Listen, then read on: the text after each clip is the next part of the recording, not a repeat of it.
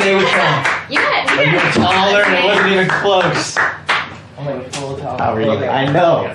How you doing, man? Good. Good to see you, dude. You're Kristen, right? I'm Kristen. Now, this is the first time we've ever met. Dang. Yeah, it's nice to meet you. What's going on? Now all of a sudden you're interested in doing an interview. Oh, yeah. Oh, my God. She's too pretty for radio. Right? Did you get that on camera? I just got that. Tommy. We met. I came in here earlier and you guys weren't here. Too busy drinking. Yes, I know. He's a very bad influence on us, this Scooter bro. And you met Rhett? Yeah, we met. Yeah. Cool. What's been going on, man? Been chilling, dude. Yeah. Just working hard. Just woke up, huh? Yeah. It's a long day. You probably deserved a nap, right? I told you. I tried to turn the damn thing off. I did a 10-hour GQ shoot yesterday. A 10-hour GQ shoot. How'd that go? It was good. It was long, and I didn't really sleep the night before, so I was running on adrenaline. So how does that, if you have a photo shoot, though, and you didn't sleep the night before, like a woman would worry about bags underneath the eyes. Right. Well, I mean, that's what they put makeup on me. I'm not proud of it, but they put makeup on me. What are the beauty secrets of Justin Bieber that most don't know about? Come on. I would say moisturizer in the morning. All right. Moisturize the face. Okay. You got to make sure to get sleep. That's one thing. I don't know. Just take care of yourself. You're too pretty to be taking care of yourself. You must have people primping you all day They long. do know. I have to. I mean, it's really not my favorite thing, but they have to put makeup on me before doing like events and shows and stuff. My dad's still tripping. He's like, "You shouldn't be wearing makeup. You're a man." Was your dad at the photo shoot? Did he get to be at the photo shoot? No. He's back home with the kids. He's just preparing for Christmas. He's got 2 little babies. So. Gotcha. Are you going to be able to be with fam for Christmas? Yeah, I'm flying out tonight. Oh, cool. Good for you. Yeah, so you're here for one night, then you head back. Yep, wow. I'm back. It's a whirlwind. It's funny because I'm looking at you now here, and I'm getting all nostalgic over the last. Scooter and I were downstairs. I'm getting all nostalgic, and we were talking about your first time in studio, man, when you were like 15 years old. Dude, I watched that interview recently, like a week ago. It's crazy. So he literally walks in the studio, and he's got his Justin Bieber hair and his guitar, and he's just eager. He's just eager to be on mic and eager to be on the radio. Of course. And you were 15 years old at that time, right? So now, of course, back then, none of us knew you were going to be the biggest star in the world. So, all right, let's get deep for a second. 21-year-old Justin is giving 15-year-old Justin advice on what to expect from the industry and what to expect of life, going through what you've gone through. What do you say to that dude now? I would just say, just listen to the people who care about you, you know, and also I was so, you can't really teach innocent, because I was innocent and I was young and I trusted everybody, and with being young and innocent in this industry, it's not necessarily the best thing because people take advantage of vulnerability. And so I think I was just in a place of just trusting everyone and, you know, thinking everyone was on my side and eventually getting burned. And yeah, it's just tough, man. And after a while, I started putting up walls and boundaries, and for a while, I kind of shut everybody out. And then I kind of lost my own personality and lost my charismaticness because I just didn't trust anyone. And then finally, I was like, you know what? I'm not going to let them win. I'm going to give them some of me and learn how to put up a wall without closing myself off completely. You're probably the most competitive person I've ever met in my life, and I've seen it time and time again. Yes. And I've seen it. There was one time, you're not going to remember any of this, but there's one time you're on stage and you're like trying to kick like a jujube or something into the crowd while maybe you were on the side of the stage throwing it at him. What in the world are you talking about? No, because... Yeah, dude, we just were doing crazy stuff. Like, we used to have these, like, sound check parties. Is that what you're talking about? Yeah, that's exactly what it was. Yeah, and then before we do like weird games and he'd throw something to me and I'd try to kick it and I wouldn't stop until I got it. I'm like that type of dude. Like the other day, I forget what it was, but they were like, he's not going to stop. My boy's like, he's just not going to stop. He's going to do this until he makes it. I saw it that day. So is it that competitiveness to where like when everybody's coming down on you, you feel like the media isn't being fair to you? Right. At some point, you got competitive and just started fighting back, right? Well, the thing is that throughout it all, I always knew my talent level and I knew what I was capable of. So I was never worried about coming back. And that might sound weird, and because I was such in a weird place, but I always knew what I was capable of. And at that time, I was just growing up and figuring myself out.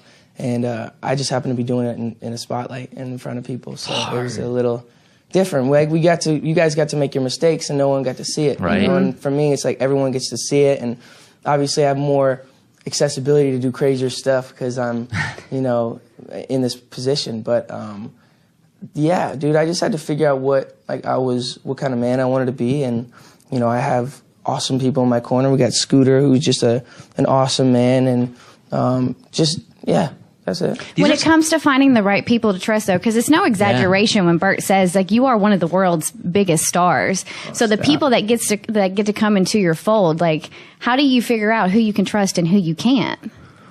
Well, I had to reassess that completely. I kind of like shut everybody out, you know, after I was like, you know what, I'm going to kind of start making some changes. So I kind of just like, let me take some space, even from the people that I loved.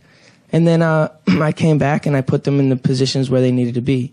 You know, before it was like, I didn't really have anyone in designated places. It was just like whoever, whenever, you know, because I was just like, I wanted people around, and, you know, you're in a place of being lonely and stuff. It feels good to have someone around. It doesn't even matter who it is. Mm-hmm. So they felt like they just they didn't know their place either. So once I came back and I was like, okay, this is where my mindset's at. When I'm in the studio, I'm doing this, you guys come through. I love having you around, but you don't need to come on my bus all the time. And, you know, it's just finding out places where they belong. People naturally weed themselves out and then right, and then like, you know, I got my brother here. He's, I mean, not my real brother, but he's my dad dated his mom for 15 years, so we like spent Christmases together, and I know I can trust him, and yeah. Those conversations got to be tough. Like, you got this group of people, and you want to assume that they're your best friends, and then at some point you got to say this. That's a tough conversation for anybody. Now, if you're having it at 19 or 20 or 21, that's tough. It's one of the toughest things, especially when you really love someone. And I'm not the type of person who likes confrontation at all. Like, I hate it, especially with my friends. So I don't want to disappoint them. I don't want them to think that I don't love them, you know. But there's sometimes you just need space, and it's like, I still love you, but I'm going to love you from a distance, because I don't know if, like, we're right for each other right now. Not like, you know what I mean? Yeah. But it's probably comforting for teenagers to hear this, because we've all been there. Like, we've all had those friends that we couldn't say no to, and peer pressure. And this is probably how we gotten ourselves into situations that we have. Yeah. Yeah. I think, I have a cool, opportunity to just be a light and tell people, you know, I'm human. I'm still going to make mistakes. You might see me on TMZ tomorrow doing something else dumb. But I think that what's cool about this growth is people can see it, and it's like I've made a transition that's and been consistent, you know. And I think that life is just about staying consistent and keeping pushing forward and knowing that, hey, this day might suck, but let me just look forward to tomorrow or the better days to come in the future. I know you're pretty spiritual, so and I know you must have thought about this before, like, Did God put you on this earth to do music, or did God put you on this earth to connect with people going through struggles that can learn from you? You know what I'm trying to say? Yeah, no, I get you. I think that my platform gives me the opportunity to do that. My love and my passion is people, and that's where my music comes, is because I'm able to give them something special, whether they're going through whatever they're going through. I think the connection comes through my music and helping them through my music.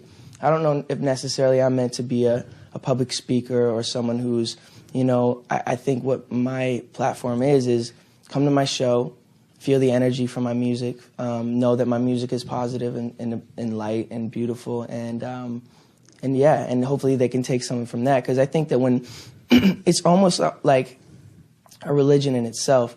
You know, when you're coming to a concert, you're leaving all your troubles behind. You're going to just be like completely enveloped in the music, and you have your hands up, and it's like you're just there and you're present. And I think that what's so beautiful about that is, like, everyone's connected, everyone's there and there for the right reasons, and that's why I love what I do. Now, purpose is a powerful word, and I think it's a bold move to make it the title of your album. Right. Do you feel like you found your purpose, or are you still searching for it? I think slowly but surely, but I think that finding your purpose is one of the most important things, and that's why I wanted to make the album Purpose, because everything that I put out so far, whether it's Never Say Never or Believe, it's all has something that's such a powerful word that you can take it however you want to take it and run with it, but it's powerful.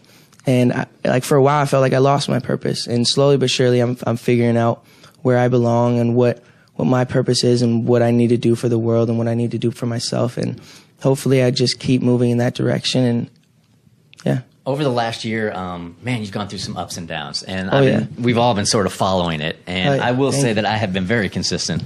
I will have your back on this. I will have your back on this. I had you because I could see like nobody could understand, and I've seen like artists in their 40s saying stuff like, look, this comes with celebrity, he should know. But those 40-year-olds never had to live in the kind of social media spotlight that you have to deal with. But not even that, even just my life in general. Like, yeah. They don't have people following them and screaming every day for them. Yeah. Well, everybody thinks it's great. Like they never had a public image that was perfect, you know, per se.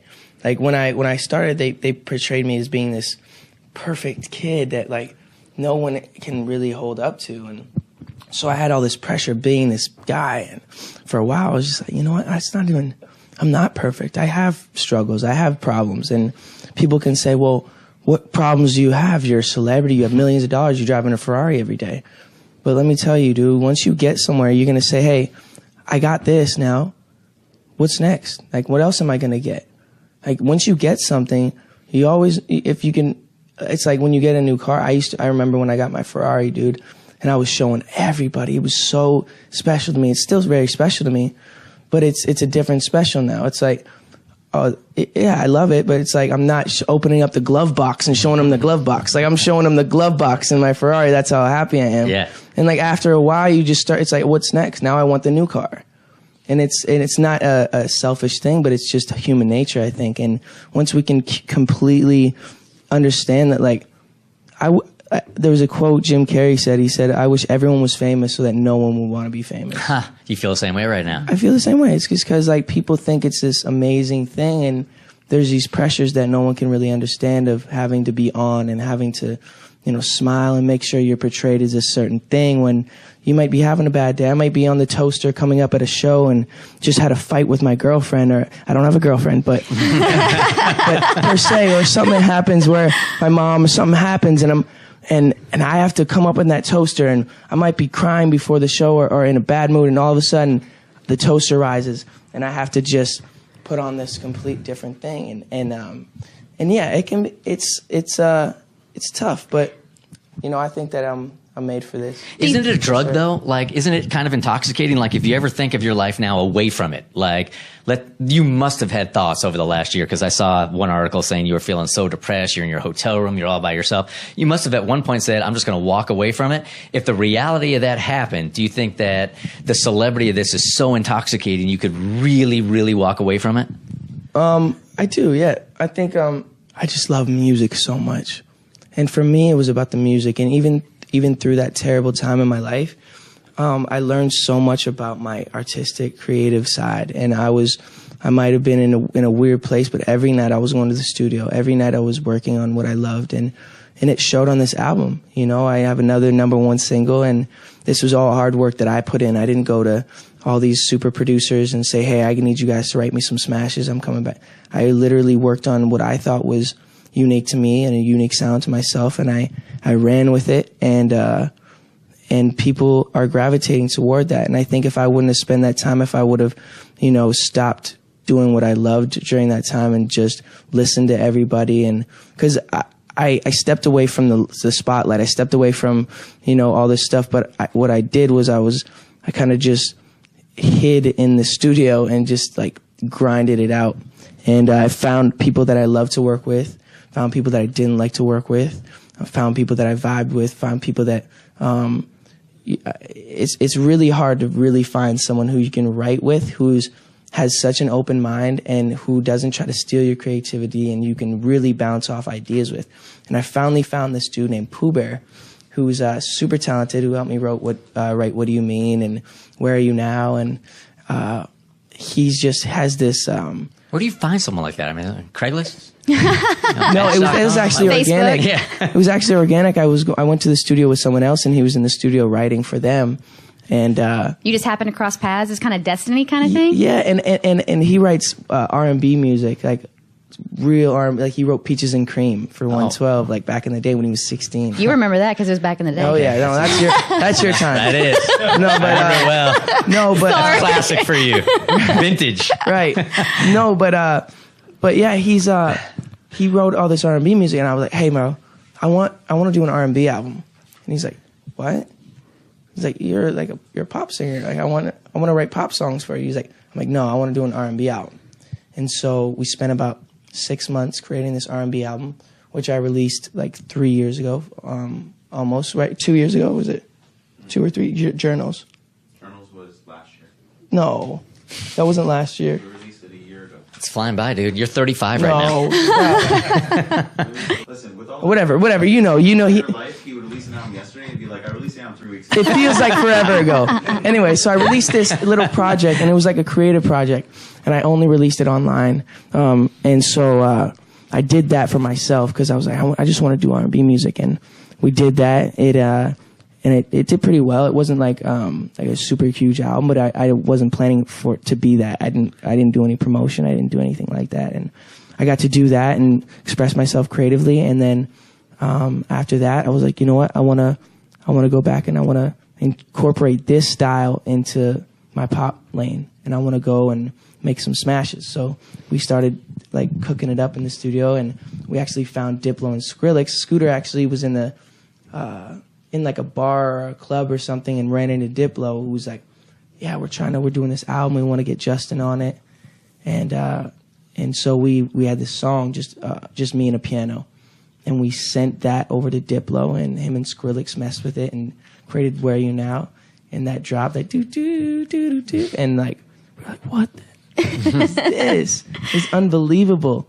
And so I called them into the studio. I was like, hey guys, I think that this could be a sound that's gonna change music, and I think that I would be an awesome person if you can just trust me to take this sound and run with it. And they were like, we would love that. And so I spent the next couple months with me and Skrillex, and we just grinded in the studio, found stuff that we loved, we didn't like, and eventually we came up with Purpose. Do you think you've had the longevity you've had because it started out so pure and it's always been about the music and not about the fame?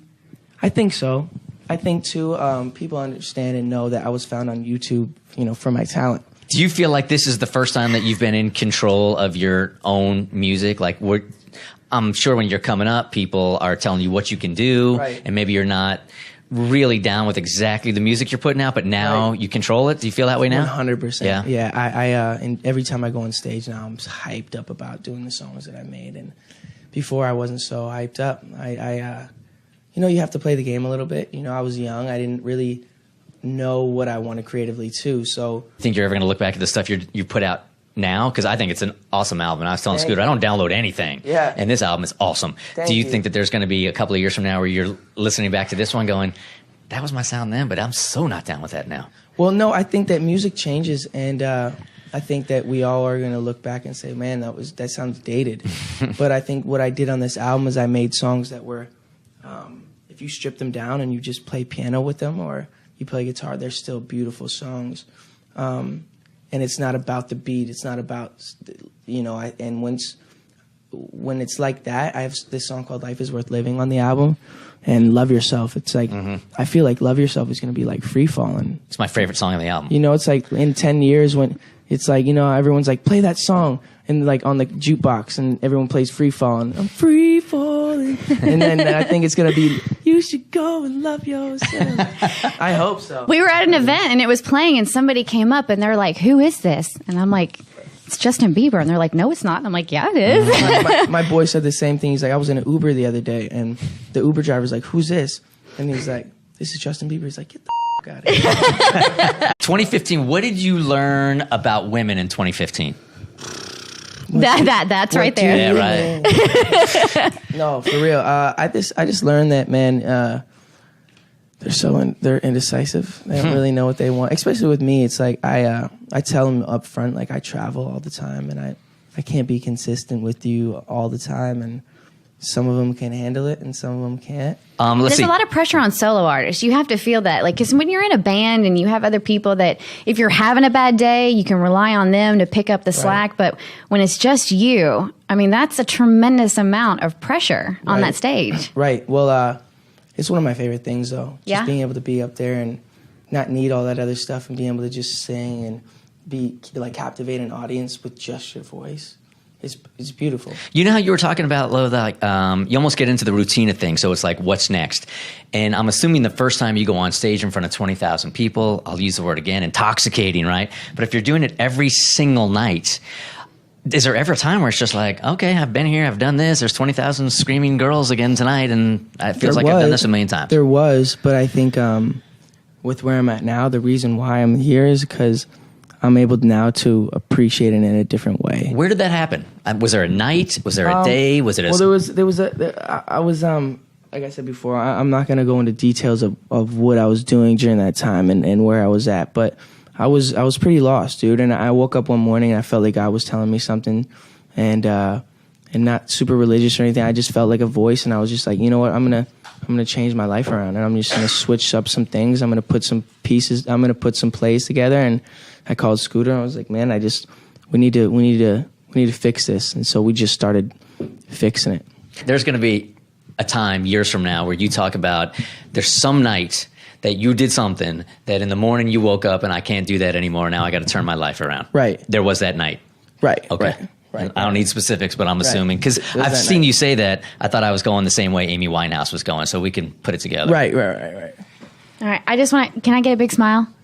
I gotta see this tooth, man. No, it's not okay. I just got it the other day. And just a cat. We all knew about it because it's already on the internet. We came in God. here and I'm doing some homework on you today, and people don't realize, getting back to what we were originally talking about, your life is under a microscope. Just in the last hour, you can go through those. Just in the last hour, all of the headlines about your life are crazy, dude. Do you just laugh sometimes? Yeah. Okay. This is the last 60 minutes. All right. We'll do true or false. All right, cool. Let's do it. And I'll even throw in a DGAF. If you want to say DGAF, I'll even let you do that. I don't know what that means. Don't give Okay, cool. But you can't answer that one for all of them. All right, cool. 'Cause I can see you going, I don't get All right. Justin Bieber is very excited about his new gold tooth. I like it. I'm not like super like pumped about it. It's like cool. Yeah. Wait, who gave you the idea? Where'd it come from? You're like, oh, I gotta have one of those. No, I think I just want to look like a pirate. Heidi. As long as you talk like one, right? Right. I got a neck tat and I got a gold tooth. Justin's really making a You're going to reach out to Johnny Depp and see if you're you like can get Jack the Sparrow, next man. Pirates of the Caribbean? Oh, you want to hear a cool Johnny Depp story? Yeah. Please. I open my door at the hotel, knock, knock, knock, open it up, it's Johnny Depp. And he's like, hey, I just wanted to give you this. I'm like, what?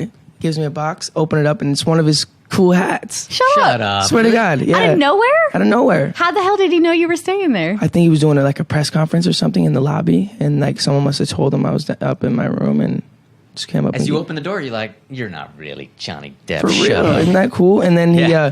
came to my show when we were in Miami with his daughter, and super nice guy. Where's the hat? Do you rock it? Do you wear it? Or is it like somewhere special in the house? It's special. I got it glass framed That's awesome. and everything.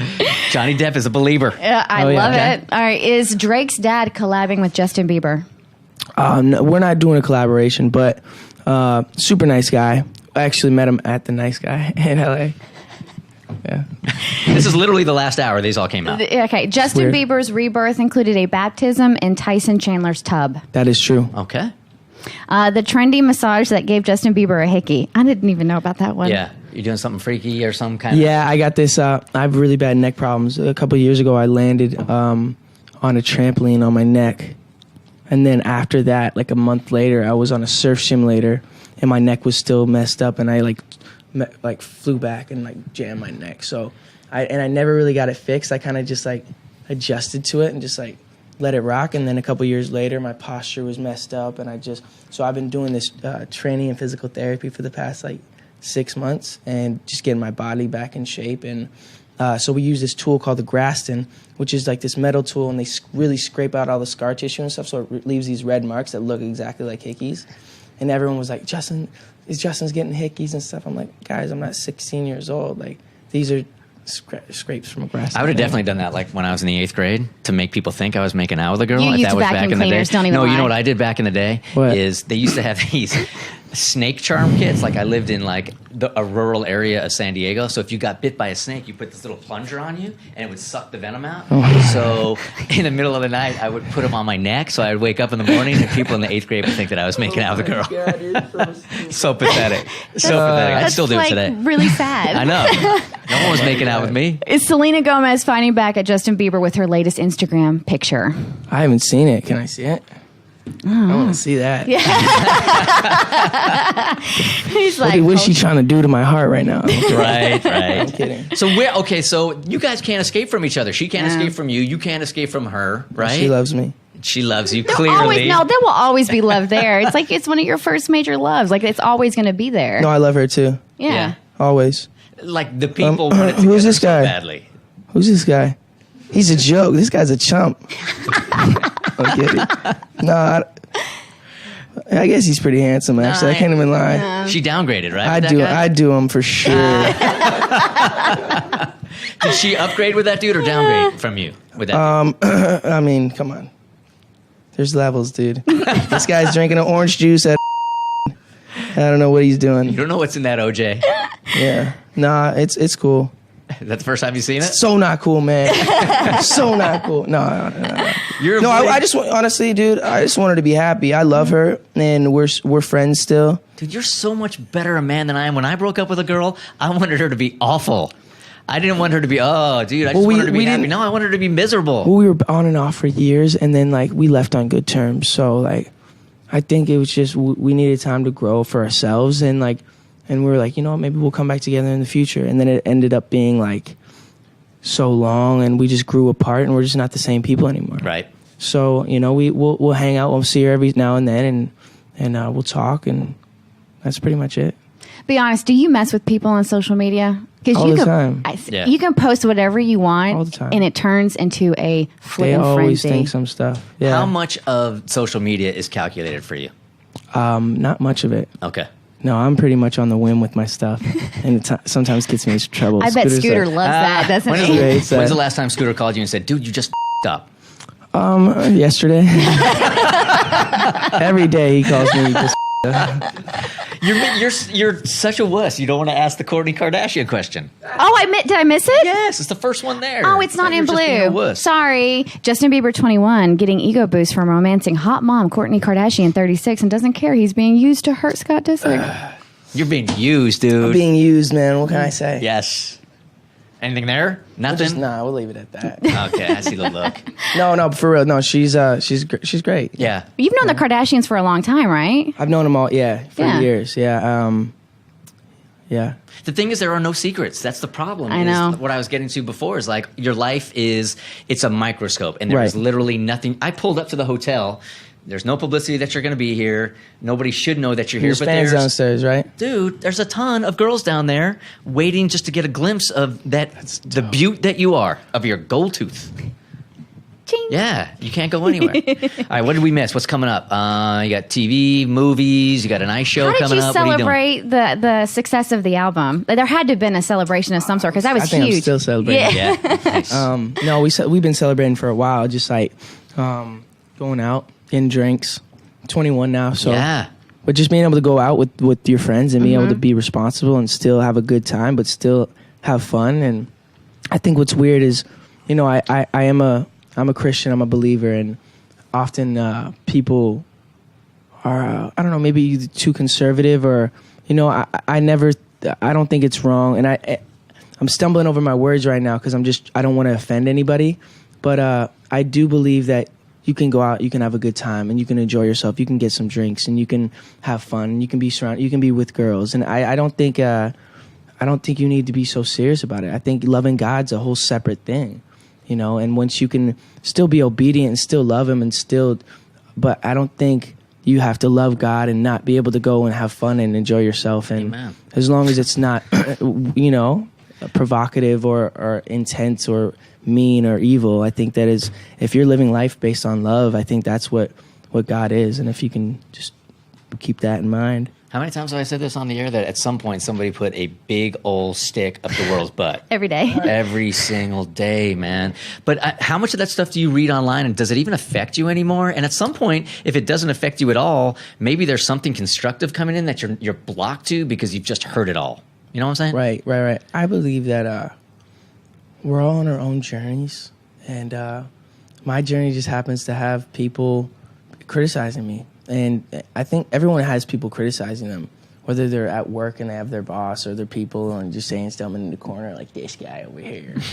But like, I think that we all have our issues, whether it's money and understand you're on your own journey, and don't try to throw other people's journeys in your face or in their face. And I'm kind of just rambling at this point, but that never goes away. I don't think. Yeah. No, What are your New Year's resolutions? My New Year's resolution is I want to quit smoking. Yeah. Oh yeah.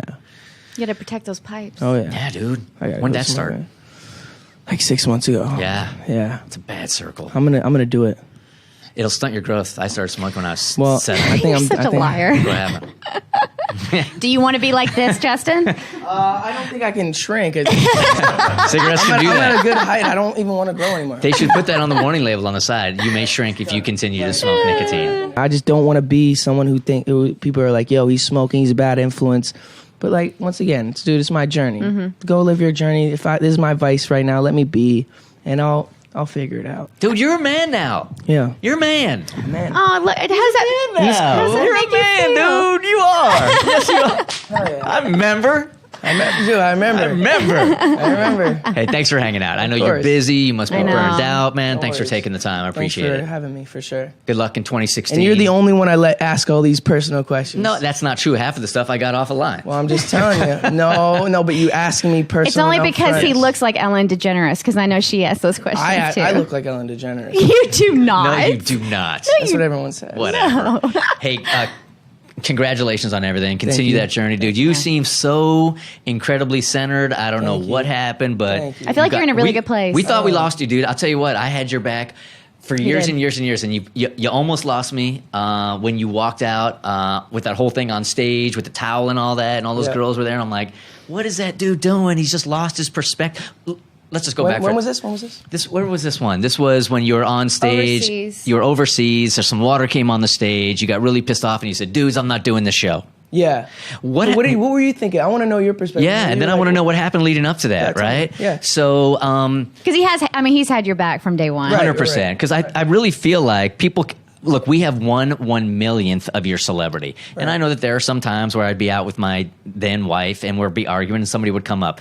I can't even imagine how your celebrity is cannibalizing you. Right. So I've had you, and I get it. And you were young, and I was thinking when I was his age, Yeah. if people had cameras on me, dude, I was way worse than you were, at least what I know so far.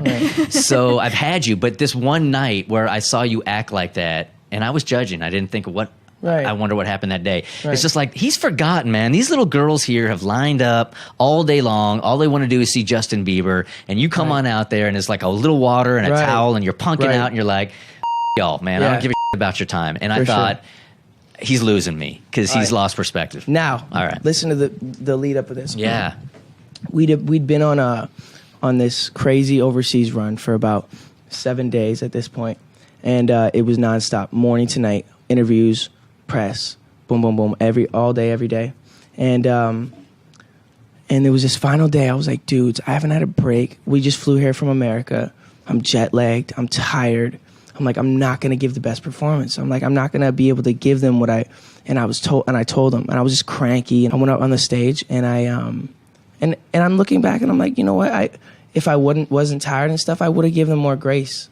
But I was just so exhausted, and I felt like, you know what? I'm all the way out here. I came all the way out here to do a show for you guys, and I'm asking you nicely, can you please just not pull on the towel? And at first I say, hey, can you stop pulling on the towel? I'm like, stop. And I'm looking at them directly in the eyes. And while I'm looking at them in the eyes, it's not like they're like, she's looking at me while I'm saying, hey, can you stop pulling at it? And then regardless, it was a messed up situation. I overreacted. Right. And Say it. Justin Bieber was being a little bitch.